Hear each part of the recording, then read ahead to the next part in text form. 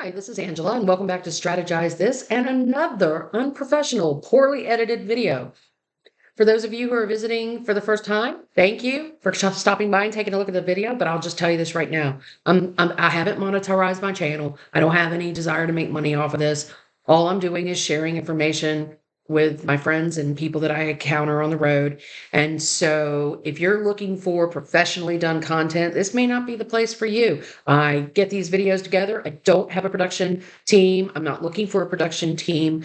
I just throw them out there. I have other ways that I make money, and I don't want to ruin my hobby by trying to monetize it.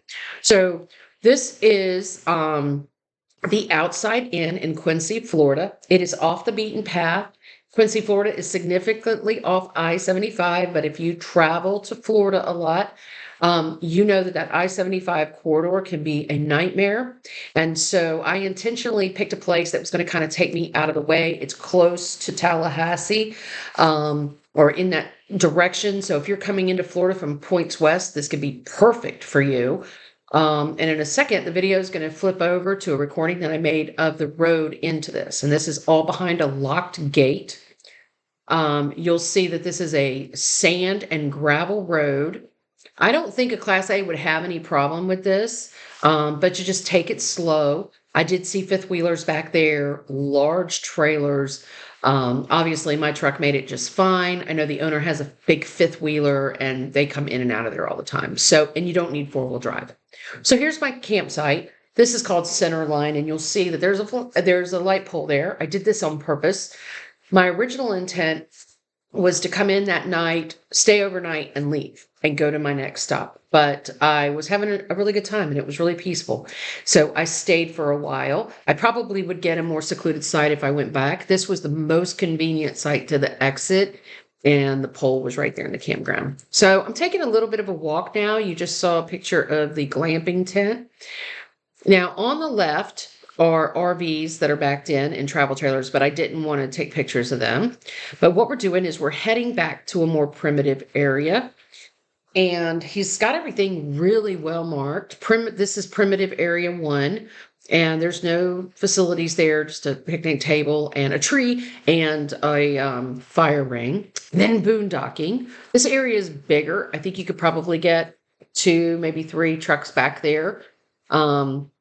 But what I found really enchanting was there's a road beyond the boondocking area. And I took a few minutes and I walked up this road right here. And this took me back to a really big open field. And if I remember correctly, he said he wouldn't have a problem if there was a large group of overlanders staying back there.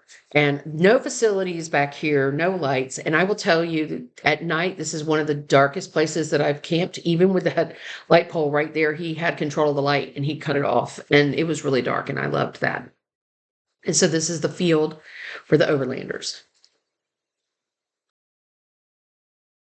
So let me give you a few things to think about. So first of all, let me make a comment here. There's nothing wrong with my Project M. The top has not collapsed. I was in the process of leaving, and I took this picture really quick so that I could show you what was going on in front of the truck.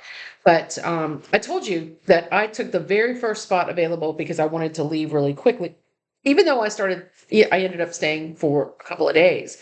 So, and I will tell you, I was out there basically by myself. I think there was one other person out there. The camp gets completely dark at night, even though I was this close to the owner's property, which was still a big walk. That looks closer in the picture than what it really is. I will tell you that I had complete privacy. So under that shelter, there are laundry facilities. There is a full bathroom, that's probably bigger than a lot of people have in their homes, and definitely what you probably have in your RV. It is heated so that if it gets cold at night, you can turn the heat on in that bathroom. There is all sorts of instructions and the camp rules and everything posted right there on right beside the shower house. So, um, so this is not only is this a good, private, completely out of the way, super dark at night place to be, even though I was right at the light pole that had a motion sensor, and every time I jumped out the back of my truck, the light came on. He offered to cut it off. So he has complete control of the lights around there, and he can make adjustments for when you're out there. So he does have some chickens out there and some dogs. You'll have to contact them and see, what their dog rules are and their pet rules are. There's plenty of places to walk. As most of you know who already have done some RVing off-road or some camping off-road in Florida, the ground can be very tricky. It can be very unpredictable. And such as it here, it's just typical Florida soil. So, but in some of the locations where heavy RVs are, he has giant plastic foundations so that you can park your RV on that so that it doesn't fall out of level. My truck weighs 6,000 pounds.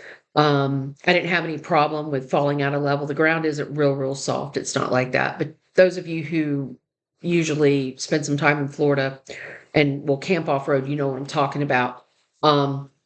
So just make sure that you bring things that you can either, if your rig is really heavy, make sure you bring some things to put under your tires, or if you have the slide supports, make sure that you bring whatever type of ground cover you have for that slide support. And you guys that camp in Florida anyway, you already know all of this. So this is not new. It's not a problem. It just is a reminder for those of you who might not be aware.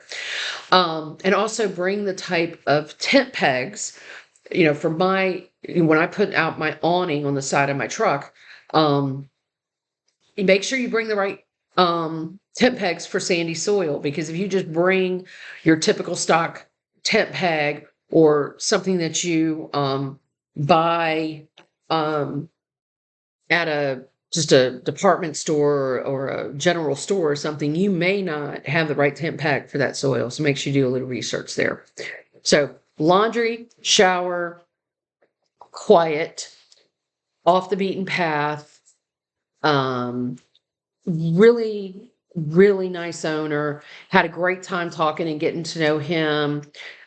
He's building a great team out there, and this is a new place too. So you would be kind of staying at a place, you'd be one of the first. So totally worth it. I do think the next time that I go down there, and I will be staying there again, I think that I'm going to fill my water tanks before I go back into the boondocking area, and I think I'm just going to go all the way back because I like that. There are sewer dumps where you can, there are sewer dumps where you can drain your black tank. I don't know if they have full hookups on each RV site. So you'll have to ask questions about that. At my particular location, I think I only need electric and water. So, but they did have dump stations there that you could use. So I hope this gives you some encouragement to try something a little new. If you've been staying in a lot of campgrounds, this is a different type. This is a private campground. And if you do like kind of that secluded but still secure area, then this thing is gated. And when it's time for you to arrive, they'll let you in the gate. And it's just a good place to go. And I plan on going back again.